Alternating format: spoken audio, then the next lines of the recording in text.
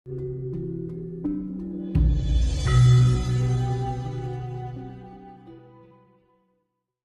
dianut oleh kelompok itu pada waktu situasi itu adalah agama. Sebenarnya adalah politik juga, ya, politik juga agama itu, tapi tahun itu, ya, tahun itu, karena tahun itu tuh belum ada sekolah politik, belum ada sistem pemilihan umum dan sebagainya, masih musyawarah dan mufakat, ya, apalagi kalau ada seseorang sebagai master yang ada, siapa master itu? Ya Nabi itu. Keadilan Sang Maha Kuasa, setiada gerombolan manusia selalu di situ ada seorang master, seorang pemimpin. Karena pemimpin itu siapa? Manifestasi dari keberadaan Sang Maha sendiri untuk membimbing, mengayomi, membawa umatnya dalam satu kehidupan yang selaras, serasi dan seimbang. Itu. Nah, ini setelah lama-kelamaan agama itu lalu menjadi kancah untuk negosiasi macam-macam kepentingan, ya, kepentingan individunya, oknum-oknumnya, akhirnya semakin ringan, semakin dangkal. Nah, agama itu sebenarnya ya tetap penting, ya, karena merupakan satu pembelajaran awal untuk paham dengan Tuhan. Taurat, Zabur, Injil sampai dengan Al-Quran, isinya itu hanya satu sifat. Apa itu? Jangan menyakiti orang lain, jangan menindas pada orang lain, jangan mengambil haknya orang lain. Nah, jangan itu di zaman modern oleh Bung Karno dimodernisir di era digitalisasi ini. Apa namanya? Marhainisme. Iya, ya di situ. Tiga poinnya itu ada kata plus, ya. Jadi Bung Karno itu termasuk pencetus revolusi dalam fase yang ketiga. Pencetus revolusi pertama adalah Eyang Prabu Joyoboyo, ya, di Pamenang Kediri, ya, di Pamenang Kediri. Kenapa pencetusan? Karena beliau menemukan teori yang diturunkan kepada anak cucu berbentuk Kidung Agung.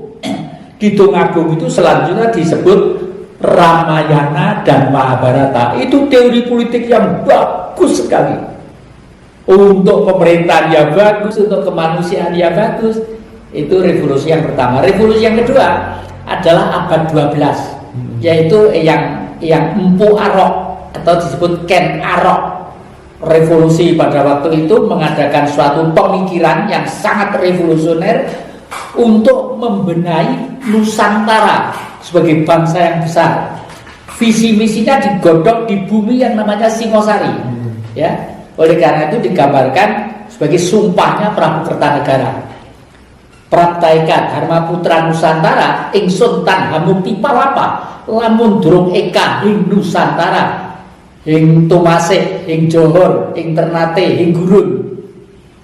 Jadi Praktaika Dharma Putra Nusantara, jadi kelahiran saya sebagai putra Nusantara, tujuan saya hanya satu, menyatukan wilayah bangsa di Asia besar ini. Tumasih itu Singapura, Johor itu Malaysia, Ternate, Gurun itu Australia. Itu wilayah kita semua dulu.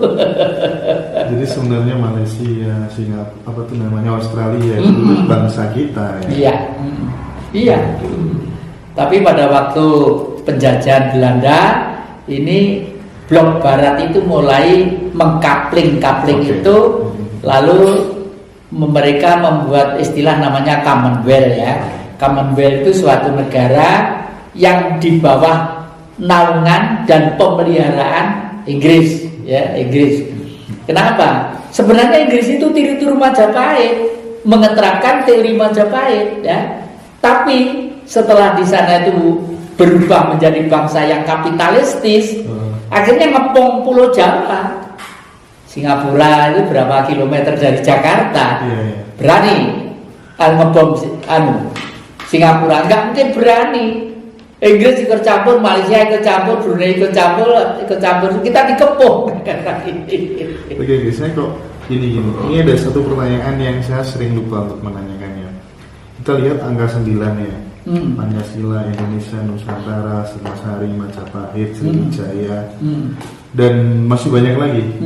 Bahkan Singapura sendiri juga 9. Itu kebetulan ataukah memang ngasih nama itu disengaja supaya hurufnya 9 atau bagaimana?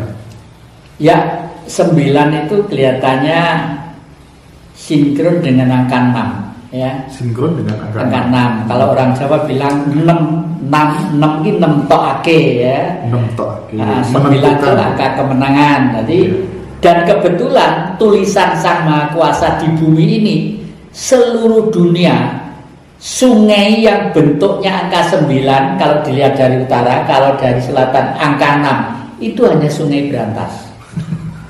Hanya Sungai Berantas. Sumber berantasnya di pucuk sana mengalir ke sini, lalu ke sana ke itu, lalu Kali Berantas ke Tulungagung, ke Kediri, kembali ke sana. Itu seluruh dunianya itu.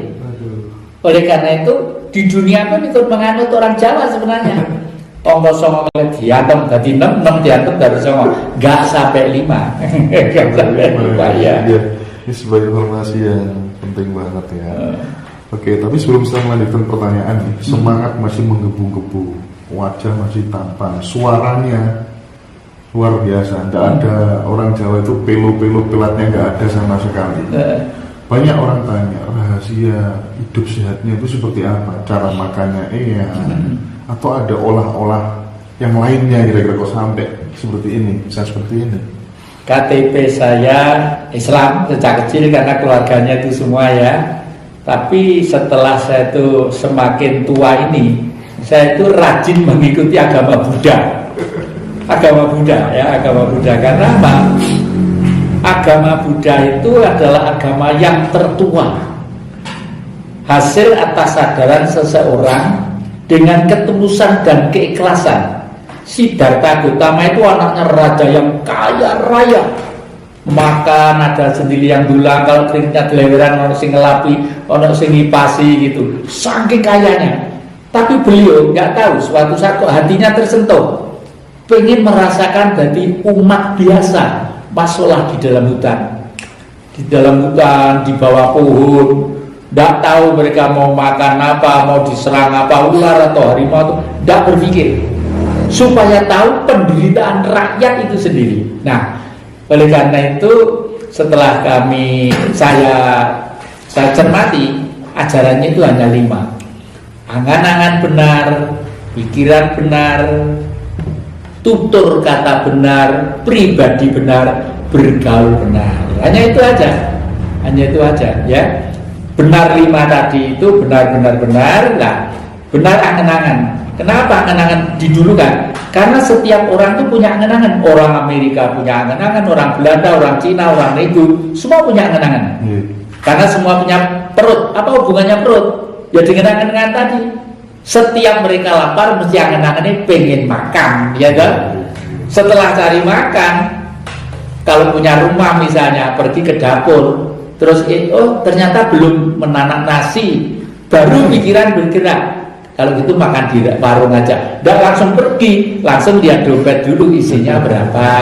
Ya, itu kan pikiran, ya, pikiran lah.